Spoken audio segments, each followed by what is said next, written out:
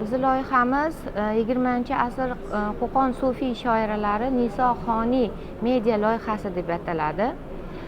Bu loyiha natijasi Islom sivilizatsiya markazi muzeyini vaqt devoriga qo'yilishi rejalashtirilgan.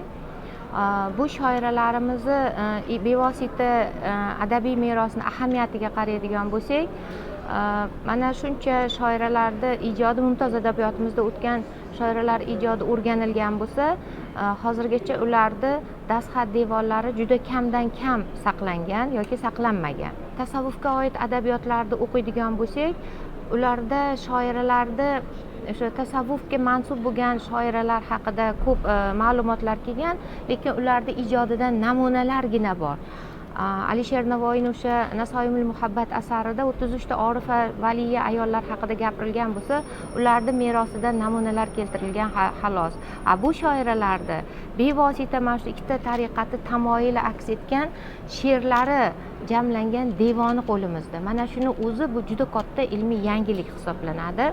Va mana shu vaqt devorida shoiralarni avlodlari, umuman hujjatlari asosida ularni portretini yaratish, keyin ularni ma'naviy, ma'rifiy jihatlariga moyil bo'lgan mavzudagi she'rlaridan namunalarni qo'ymoqchi biz. Endi bevosita muzeyga keladigan bo'lsak, mana shu vaqt devorida bu shoiralarni dastnavis devonlaridan namunalar qo'yiladi. Ularda o'sha tariqatga mansub jihatlari yoritiladi va rejada shu sufiy shoiralar ijodidagi ilohiy yor obrazi, masalan adabiyotimizda asosan sufiy shoirlarning ijodi o'rganilib, ular ijodidagi ilohiy yor erkaklar misolida ko'rsatilgan.